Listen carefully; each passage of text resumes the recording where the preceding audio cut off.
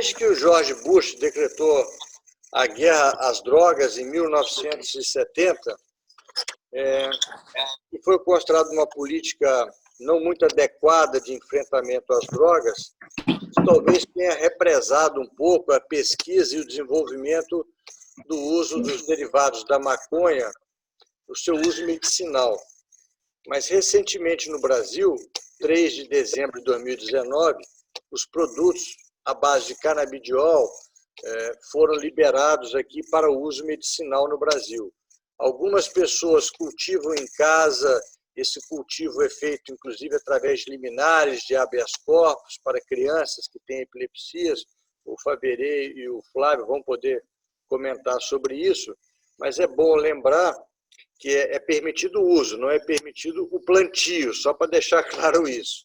Segunda coisa, esse uso é oral e nasal, não é para se fumar. Então, aqui a gente vai falar do uso medicinal e não recreativo da maconha.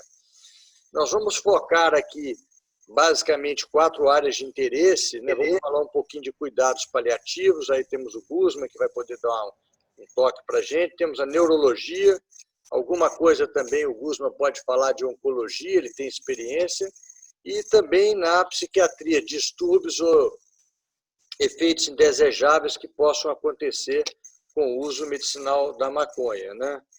A maconha, ela tem mais de 100 componentes, alguns chegam a falar em 400 componentes, né? Então, esses produtos, eu pedi que o Flávio explicasse para a gente, eles são purificados, é diferente do uso recreativo da maconha, né? E a gente tem várias áreas da maconha que pode ser utilizado, o canabidiol, que vão desde dor crônica, epilepsia, Parkinson, esclerose múltipla, autismo, ansiedade, glaucoma, Alzheimer. Eu não sei se nós vamos conseguir contemplar todas as áreas, mas, Felipe, passo a palavra a você. Mais uma vez, obrigado a todos pela participação aí. Todas as perguntas são bem-vindas.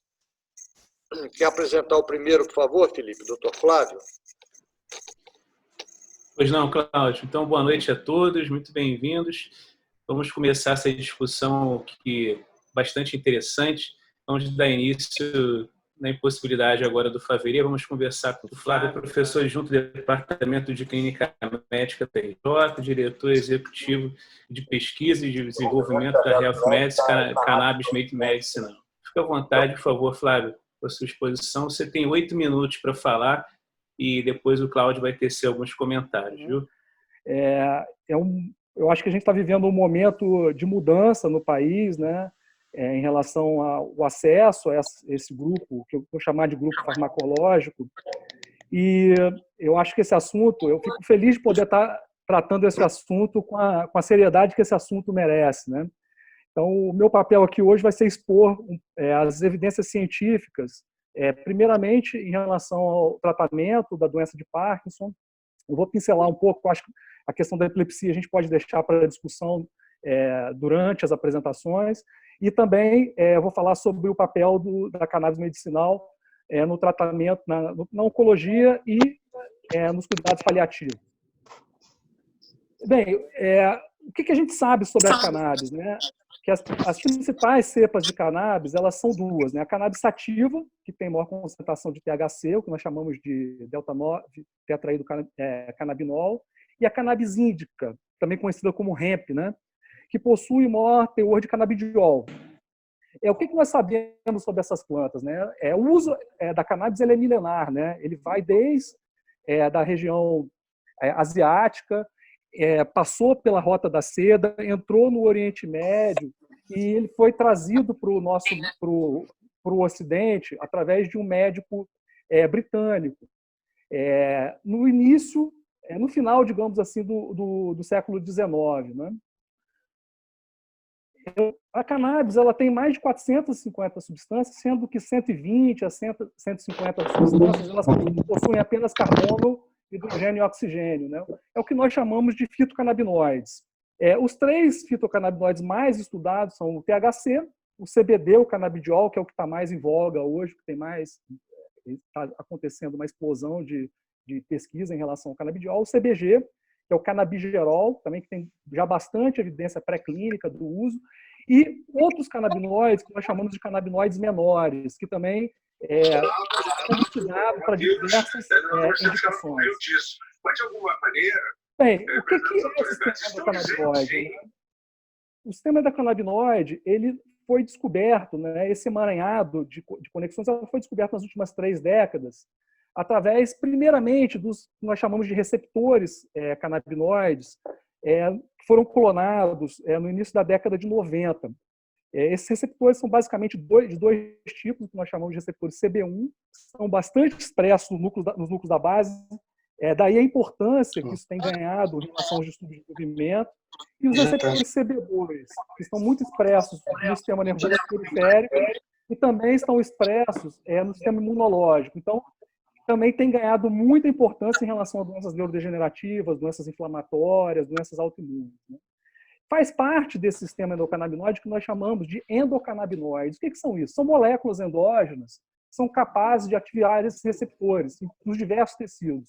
Bem, praticamente não existe um tecido no organismo que não tenha receptor endocannabinoide. Nervo periférico, sistema nervoso central, sistema imunológico. E esses endocannabinoides eles estão envolvidos em diversas funções fisiológicas: cognição, humor, controle motor, dor e comportamento alimentar. Então, essas substâncias endógenas elas são capazes de ativar esses 2 grupos de receptores. Do ponto de vista prático, quais são os canabinoides que existem? Existem o que nós chamamos de fitocannabinoides, que é o que nós vamos discutir aqui hoje, que são os derivados da planta cannabis. Os 3 principais eu já citei. Existem os endocannabinoides, que são basicamente moléculas lipídicas, e essas 2 moléculas, a anandamida e o 2-AR, que agem de forma diferente. A anandamida ela age mais nos receptores CB1, e o 2-AR ela age mais nos receptores CB2, e esses receptores CB2 eles estão mais associados a processos inflamatórios e modulação imunológica. E existe aquilo que nós chamamos de canabinoides sintéticos. Né? As 2 grandes estrelas são o dronabinol e o nonabilone. Bem, o que a gente sabe sobre o sistema? Né? Nós sabemos que a sinalização desse sistema está envolvida em diversas regulações. Regulação de ciclo celular, de tecidos, de órgãos, no desenvolvimento cerebral, na liberação de neurotransmissores, plasticidade cerebral e liberação de citocinas pela micróbia. Então, são aspectos importantes que a gente deve levar em consideração. O desenvolvimento cerebral, por exemplo, é muito importante. Depois o Dr. Nelson deve falar sobre os aspectos da psiquiatria, né? Mas a gente sabe que, por exemplo, a maconha em si, ela não faz bem para um cérebro de desenvolvimento, né? Ela aumenta o risco de psicose. Por outro lado, existem várias evidências de que o canabidiol, por exemplo, ele tem um efeito antipsicótico. Então, quando a gente está falando de cannabis, nós estamos falando de substâncias que são derivadas da cannabis e estudadas ou isoladamente ou em grupo, né, em conjunto, né, para efeitos, obviamente, terapêuticos. Bem, em relação à doença de Parkinson, eu fiz uma coisa bem rápida. O que existem de evidências pré-clínicas? Oi? Posso? O que existem de evidências pré-clínicas, né? Eu sugiro, quem tiver mais interesse nisso, eu sugiro que leia esse artigo que foi publicado recentemente pelo grupo do professor Vitor Turmas, da USP de São Paulo, junto com o professor Cripa e o Dr. José Alac. Eles fizeram uma bela revisão. Os modelos pré-clínicos da doença de Parkinson, eles são voltados para modelos com lesão tóxica, principalmente da substância nigra, né? E buscando evidências de diminuição ou de redução de efeitos de neurotoxicidade. Eu diria que boa parte, a maioria desses estudos, mostrando doses que vão de 3, eventualmente até 15 miligramas por quilo, mostraram, pelo menos em modelos pré-clínicos, efeitos interessantes em relação à neurotoxicidade. Em relação às evidências clínicas na doença de Parkinson, né? Eu recomendo que esse artigo de revisão está no meu ResearchGate, quem depois quiser entrar, dar uma lida nesse artigo, eu acho muito interessante. O que acontece? Nós ainda não temos nenhum ensaio clínico randomizado grande em relação à doença de Parkinson. A gente sabe que a doença de Parkinson é uma condição muito complexa, né? Que envolve a presença de sintomas que nós chamamos de sintomas pré-motores, distúrbios do sono, constipação intestinal, hiposmia, alterações do humor, sintomas que nós chamamos de motores, como, por exemplo, o próprio tremor, a rigidez, a bradicinesia e o comprometimento do equilíbrio, e outros sintomas que eventualmente acontecem nos estágios mais tardios da doença, como, por exemplo, distúrbios cognitivos, alucinações. Então, você estudar a doença de Parkinson como uma entidade única é uma coisa relativamente desafiadora. Mas o que eu tenho para mostrar para vocês em relação a esses estudos, né? Existem algumas evidências de que, ainda em estudos abertos, de que o CBD ele tem um potencial muito grande para o tratamento dos sintomas psicóticos da doença de Parkinson. Esses dois artigos aqui do professor lá que são muito interessantes, eles utilizaram doses variadas de CBD em pacientes com doença de Parkinson que alucinavam. E existem alguns estudos muito interessantes com canabinoides sintéticos mostrando redução das discinesias induzidas por levodopa, e outros estudos que mostram que, apesar do impacto na função motora dos pacientes não ser um impacto tão significativo, existem evidências de melhora de qualidade de vida dos pacientes. Então, quando você usa o CBD, mesmo que você não consiga aferir nos scores motores uma melhora dos aspectos motores da doença, existem evidências de melhora dos scores de qualidade de vida, o que aponta para um efeito mais difuso em relação aos sintomas não motores, como, por exemplo, distúrbios do sono, os quadros de dor e os quadros de ansiedade que são tão comuns na doença de Parkinson. Eu vou colocar aqui uma tabela e são relatos de comunicação pessoal meu, né? São basicamente 4 pacientes, 3 homens e uma mulher, os 3 com diagnóstico de doença de Parkinson, um paciente com demência com corpos de Levy. E o que esses pacientes tinham em comum? Eles tinham um distúrbio comportamental do sono REM muito grave, insônia, dificuldade para iniciar o sono. A gente sabe que o distúrbio comportamental do sono REM ele é muito comum na doença de Parkinson, né? A fragmentação do sono é um problema muito grave, muitas vezes, né? E que leva à sonolência diurna.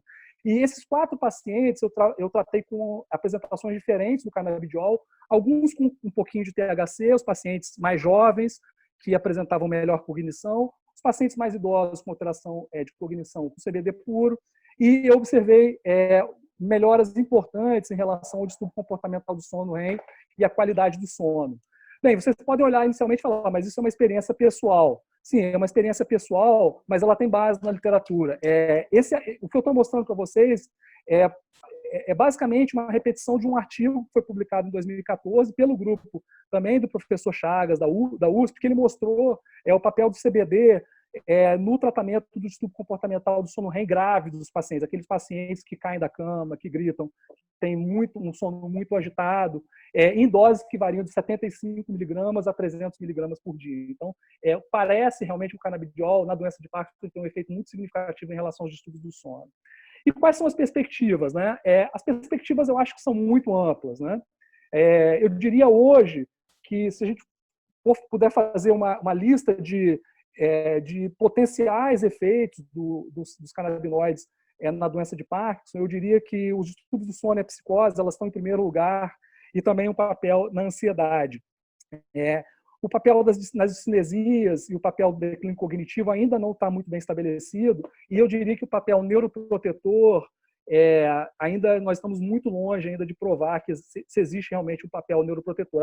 Apesar de existirem várias evidências in vitro e in vivo também de que o canabidiol ele tem um papel antioxidante. Esses estudos seriam estudos de longa data, não é? Quer dizer, estudos grandes, prospectivos. Então, eu acho que a gente ainda está longe de provar um papel neuroprotetor na doença de Parkinson. E eu vou terminar essa primeira parte da minha aula com um tweet recente do professor Andrew Lees.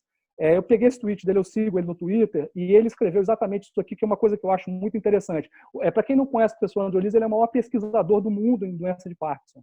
Ele foi considerado no ranking de citação a pessoa que tem mais citações do doença de Parkinson. Ele escreveu o seguinte: espero que o que aconteceu nos permita liberar as correntes, rasgar os algoritmos e diretrizes, substituir as regras legais por um cuidado amoroso. Faça o que você sabe que é certo para o seu paciente, não o que lhe dizem que você pode fazer, nunca mais seja enganado. Eu fiquei muito surpreso de ouvir isso de uma pessoa como o Andrew Lees, né, que é simplesmente a pessoa que descobriu a bomba de apomorfina para o tratamento da doença de Parkinson, que participou de praticamente todos os ensaios importantes relacionados a tudo que a gente conhece em termos farmacológicos na doença de Parkinson. E eu acho que é uma ótima oportunidade de reflexão. Muito obrigado. Excelente, Flávio. Eu acho que você fez uma abordagem muito boa aí, da introdução, falando do sistema endocannabinoide, falou aí agora sobre a doença de Parkinson. Eu queria agradecer, foi uma palestra excelente. Nós agora vamos para o segundo palestrante, a doutora Analice Gigliotti.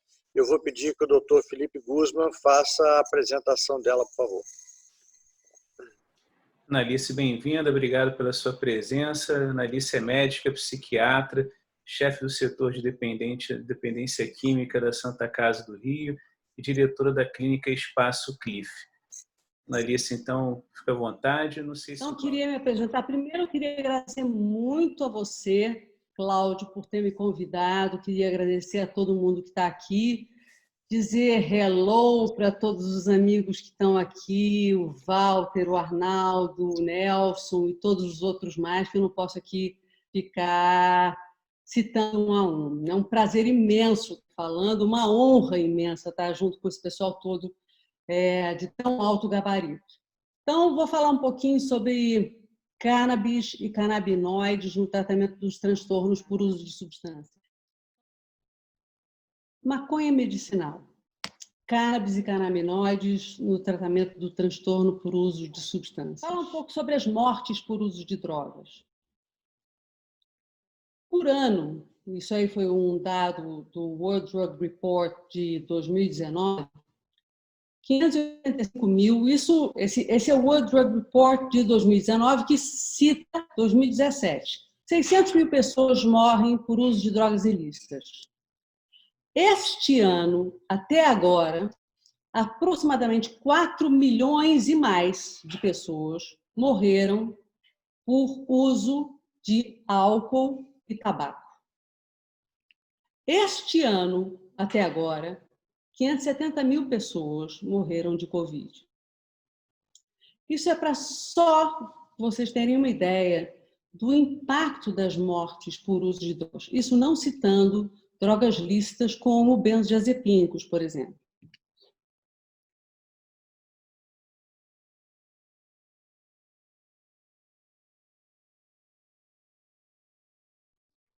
A farmacopeia para transtorno por uso de substâncias, ela é relativamente pequena. Por exemplo, para tratamento de transtorno por uso de nicotina, essa aí que vocês estão vendo. Para tratamento de transtorno por uso do álcool é essa que vocês estão vendo, inclusive com o falecido de sulfiram, que foi retirado do mercado, que é uma pena. De sulfiram custava R$20 a caixa com 20 comprimidos e agora foi retirado do mercado e está custando R$3.000 a caixa com 60 comprimidos, importado. E temos esse aqui para tratamento de dependência de opioides. Agora, para tratamento de dependência, de transtorno por uso de psicoestimulantes, para dependência de maconha, neca de pitibiriba, nada.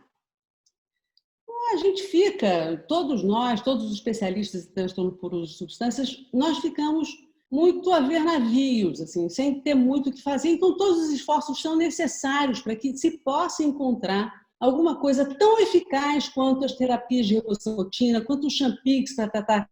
Vocês todos devem ter já usado Champix para tratar seus fumantes, ou naltrexona para tratar seus dependentes de álcool. Não tem nada para a gente tratar, nada comprovado para a gente tratar dependentes de cocaína, de anfetamina, de metanfetamina que a gente tem. Enfim. E aí, isso justifica procurar todas as possibilidades terapêuticas que existam por aí. Bom, falando um pouco de neurobiologia, que seguindo aí, chovendo um pouco no molhado, como é que funciona o sistema de gratificação cerebral, o sistema de recompensa cerebral? Envolve a área tegmental ventral, núcleo accumbens, córtex pré-frontal. Uma liberação de dopamina no núcleo accumbens, leva ao sentimento de prazer ligado ao uso de todas as drogas. Já com essa introdução, sabia que haveria, a gente pensa em quais seriam os alvos do sistema endocannabinoide para o desenvolvimento do tratamento dos transtornos por uso de substâncias. Basicamente o seguinte: tanto os receptores CB1 quanto os CB2, seja agonismo, antagonismo, agonismo inverso, todas as possibilidades que o Flávio falou, e também a inibição dessas enzimas de degradação, a FAH e a MAGL, aumentando, portanto, a anandamida e o 2-AG, aqui como sendo esse regulador, esse modulador. Bom, estou falando o que já foi falado anteriormente. Como é que age a maconha, especificamente o THC? Não a maconha é muito mais do que o THC, mas o THC especificamente, quais são as propriedades gratificantes e como age o THC conferindo essas propriedades gratificantes? Especificamente aqui, nos receptores CB1, diminuindo a neurotransmissão GABA, que é um neurotransmissor inibitório, sendo ele o receptor CB1 inibindo o receptor inibitório, o neurotransmissor inibitório, liberaria dopamina e, portanto, haveria recompensa. Dopamina levando a recompensa ligada à droga. Bom,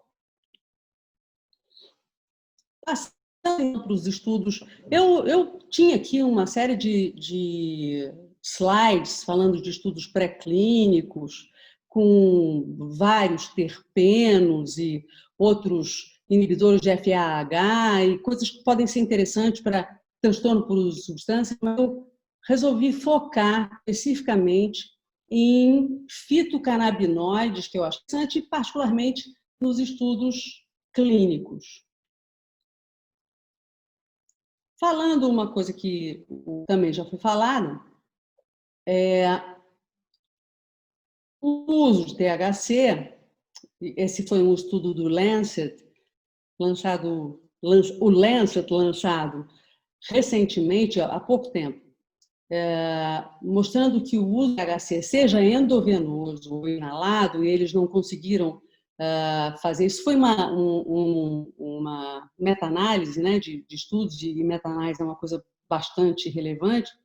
Eles não conseguiram fazer isso com THC, o dronabinol e o nabilone em cápsulas, mas conseguiram em THC endovenoso e inalado, mostrando que o THC leva a transtornos psiquiátricos, seja sintomas negativos ou positivos, isso é, ansiedade, sintomas psicóticos, enfim, tudo isso que a gente tem. Então, são sintomas psiquiátricos causados pelo THC especificamente.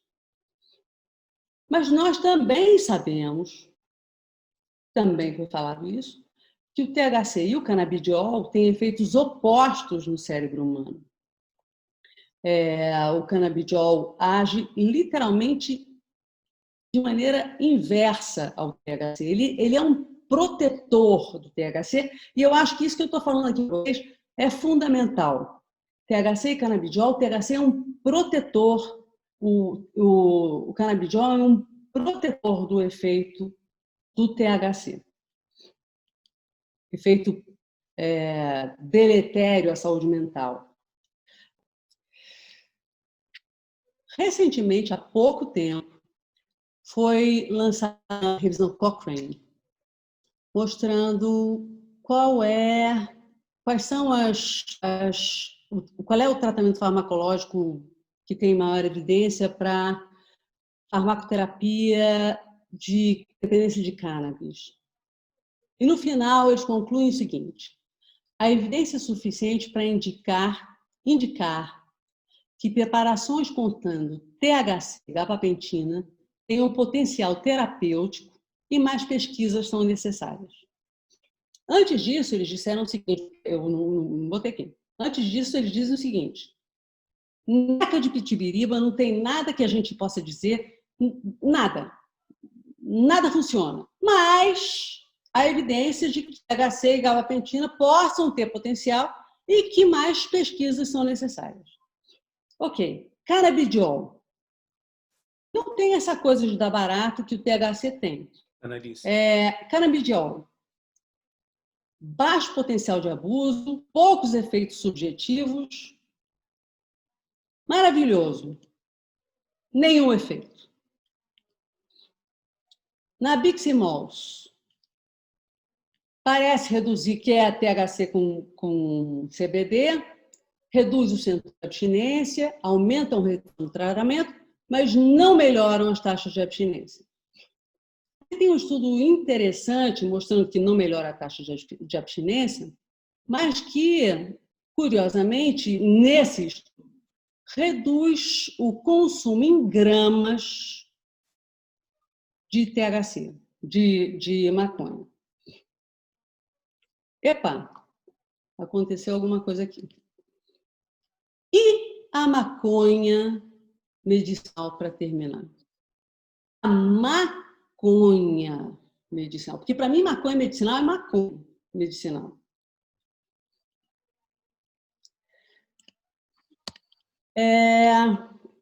Eu tenho os pacientes, e eu vou terminar agora em 1 minuto. Pode contar no seu relógio, Felipe. Menos de 1 minuto, 30 segundos. Eu tenho os pacientes que chegam para mim e falam assim: doutora, eu fumo maconha porque tenho ansiedade. Doutora, eu fumo maconha porque eu melhoro meu Tourette. Doutora, eu fumo maconha porque melhora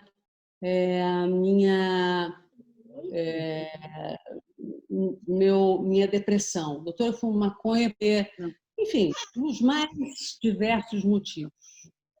Só que, assim, objetivamente, as pesquisas com maconha medicinal, medical marijuana, como se diz, as vendas de maconha medicinal nos Estados Unidos, não mostraram nenhuma eficácia de maconha fumada medicinal. À exceção de opioides. Um estudo da National Academy of Sciences, que foi publicado no final de 2017, início de 2018, mostrou que a maconha fumada, um estudo mostrou que a maconha fumada poderia levar à redução do uso de opioides, lá, naquela época. Eu fui procurar isso, para ver se tinha mais coisa. O que tem agora de meta-análise? Redução de doses de opioides e sua relação com venda de cannabis medicinal. 0. Venda de cannabis medicinal e redução de prescrição de opioides. Nenhuma mudança. Se a gente contar que nos últimos anos a concentração de CBD na maconha está idêntica e a concentração de THC vem aumentando significativamente, a gente está dizendo que essas pessoas estão consumindo uma maconha com concentração de THC bastante perigosa. Quando você diz que você extrai das toxinas da jararaca a angiotensina como antipertensivo, significa que você vai prescrever veneno de jararaca para os seus pacientes. Do mesmo jeito, eu acho que você não tem que prescrever a maconha, o veneno, como remédio. Esse é o risco. Obrigada. Muito bom, Analice. Parabéns, excelente apresentação e finalização. Gostaria de chamar agora o Felipe Guzman para que ele apresentasse o nosso terceiro palestrante, o Nelson Goldstein, não Goldenberg, não confundi dessa vez. Felipe, pode apresentar o Nelson, por favor? Bom, Nelson, vamos lá. Obrigado pela sua presença. O Nelson ele é médico, psiquiatra do America's Medical City e também do IPUB, do FRJ. Nelson, fica à vontade. Tá. Vamos tentar. Bom, eu acho importante falar que nós não estamos nessa palestra falando sobre o uso da maconha medicinal. Acho que o Cláudio foi muito feliz em escolher o tema como o uso medicinal da maconha. Quer dizer, o que a maconha pode oferecer de benefícios. Nós estamos numa época muito importante para esse tema, já que no campo da psiquiatria nós não temos nenhuma mudança de paradigma há pelo menos uns 30, 40 anos. Há um esforço em se buscar novas possibilidades terapêuticas para os transtornos psiquiátricos. E nessa virada para o século XXI, nós temos tido a oportunidade de discutir com menos preconceito, com menos demonizando menos as substâncias da maconha, como foi durante o século XX inteiro, e considerando que, em realidade, o uso abusivo de drogas na verdade, é culturalmente determinado. Quer dizer, a gente vê o uso abusivo de qualquer droga. Nós podemos ver o uso abusivo de benzodiazepínicos, uso abusivo de anti-inflamatórios, uso abusivo de várias e várias. Então, é muito complicado a gente pegar o conceito que sempre ficou muito associado à maconha como uma droga viciante, sem considerar os subprodutos e as possibilidades terapêuticas que, historicamente, sempre foram reconhecidos e, por conta da demonização da maconha do século XIX para o século XX, a maconha foi deixada de escanteio e nós não pudemos estudar adequadamente como deveríamos. Nós vemos, por exemplo, há 5.000 anos atrás, marcas como, por exemplo, da deusa da sabedoria. Nós podemos ver aqui em cima da cabeça dela a folha da maconha, junto com o símbolo de Horus, que é do olhar, da capacidade de visão e de reconhecer mais além com a substância. Essa Xixerá, que era a deusa da sabedoria, desde 2.000 e quase 3.000 anos antes de Cristo, os primeiros registros da maconha com fins medicinais já são atribuídos ao imperador Mastino, que prescrevia chá, infusão de maconha para tratamento da gota, de reumatismo, malária. E eu destaco aqui insônia como um sintoma que a mim interessa no campo da psiquiatria. Nas seitas hindus se usava maconha para fins religiosos e alívio de estresse, como também estou destacando aqui.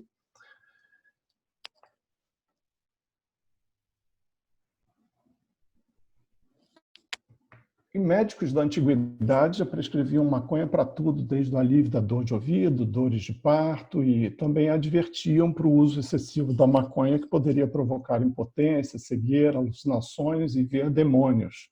Ou seja, o uso abusivo, de fato, levando a consequências negativas, como qualquer outra substância. Já na virada do século, do milênio, passando para a época depois de Cristo, o médico greco-romano Dioscórides foi considerado um dos fundadores da farmacologia e já publica uma matéria médica onde ele comenta sobre a possibilidade do uso medicinal da maconha e que foi de utilidade e referenciado até o século XVIII.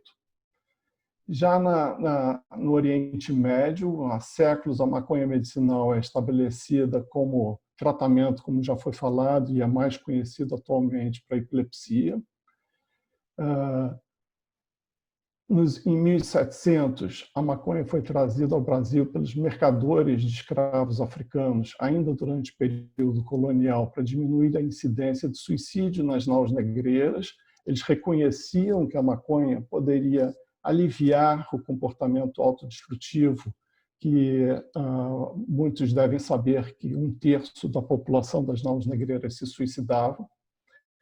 E também, nessa época, foi se disseminando entre os índios e, mais tarde, entre os brancos, tendo até a proteção estimulada pela coroa. No início do século XIX, um médico irlandês do exército britânico, servindo na Índia, relata o caso de um bebê tendo convulsões contínuas e resistência aos tratamentos tradicionais. Não sabendo mais o que fazer, o médico tentou o cânhamo, que os moradores locais usavam como medicamento polivalente, algumas gotas de uma tintura canábica sobre a língua da criança, e os ataques cessaram rapidamente. A criança agora está em gozo de saúde robusta e recuperou o gordo natural e a aparência feliz. Então, ele publicou sobre a preparação da Indian Hemp, ou ganja, como se fala na Índia, e disse que a maconha medicinal seria um remédio anticonvulsivante de maior valor. Quando ele voltou para a Inglaterra, por seus trabalhos de pesquisa, ele foi condecorado pela Rainha da Vitória, recebendo o título de Sir, e a partir de então a prescrição de extratos canábicos se tornou uma febre na Europa do fim do século XIX. Fala-se que a própria Rainha Vitória fazia uso de infusão de maconha para adormecer melhor, como os chineses já recomendavam. Na literatura psiquiátrica, nós encontramos trabalhos relatando melhora de sintomas nas psicoses esquizofrênicas,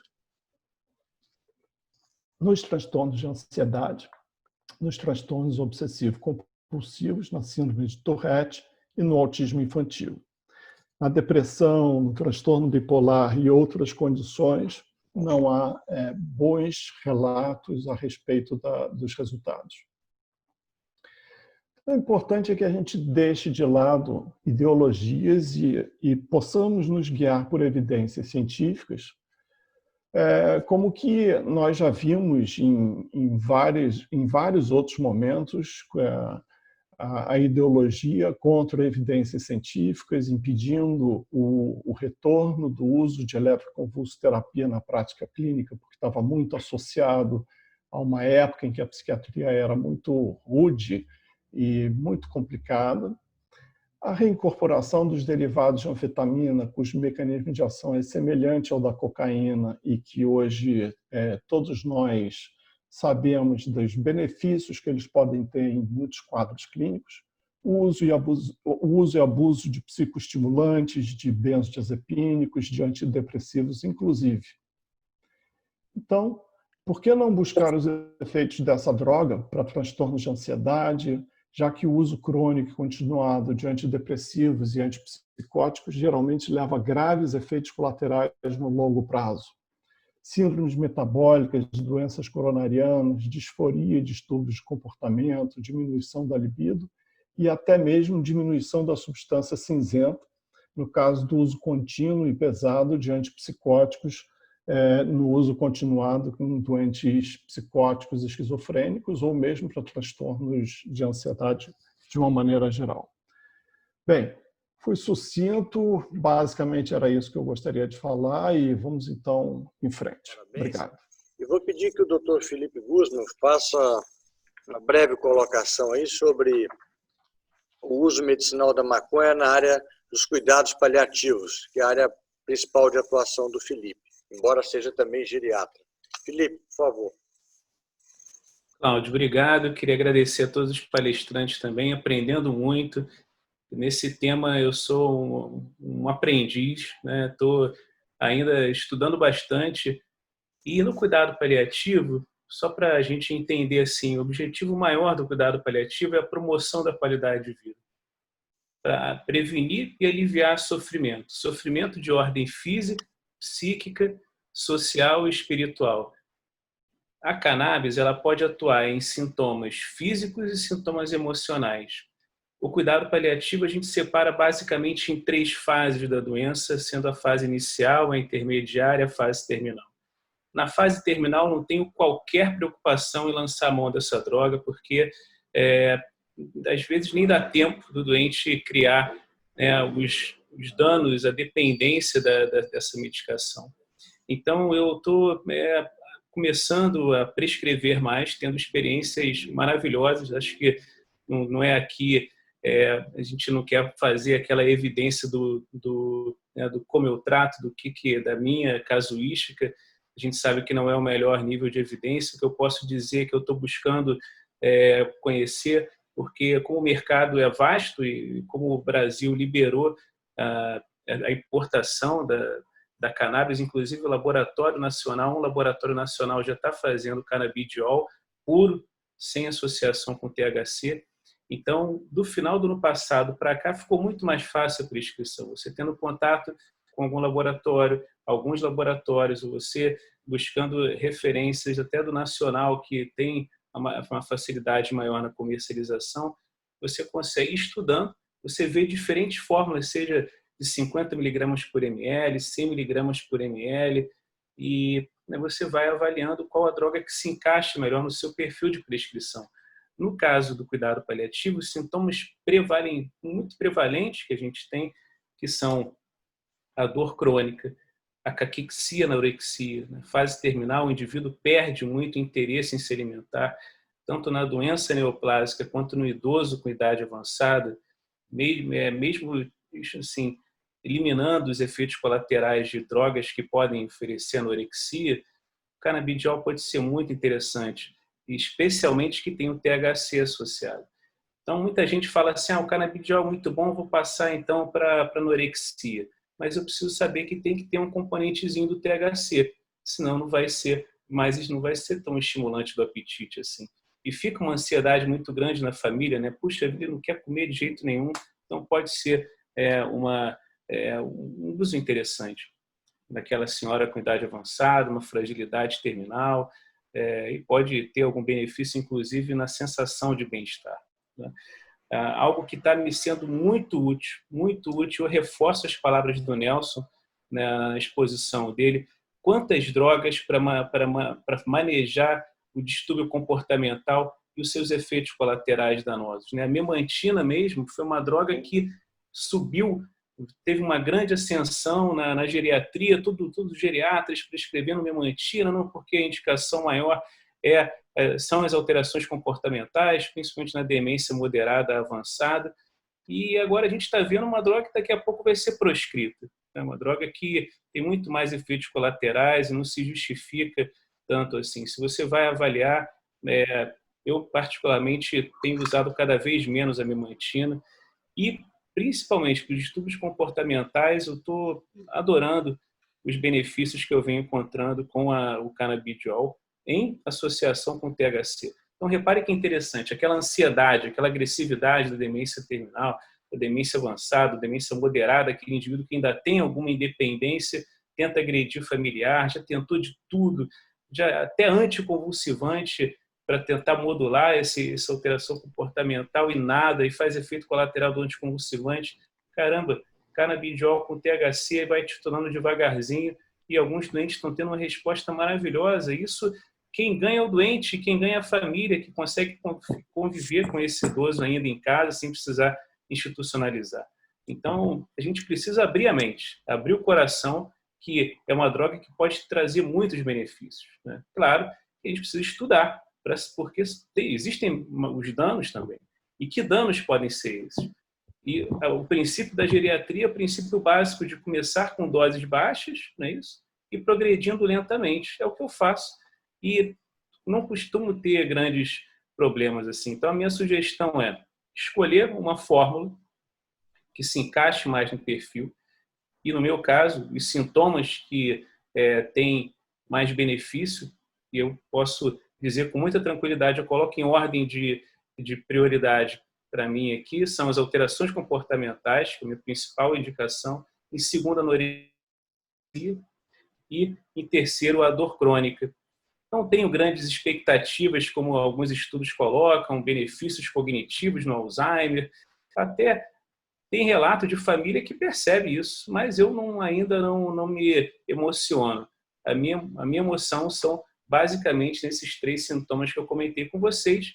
E, é claro, como a Analice já comentou, uma droga que está mais do que comprovada na facilitação do uso do opioide. O paliativista usa muito opioide.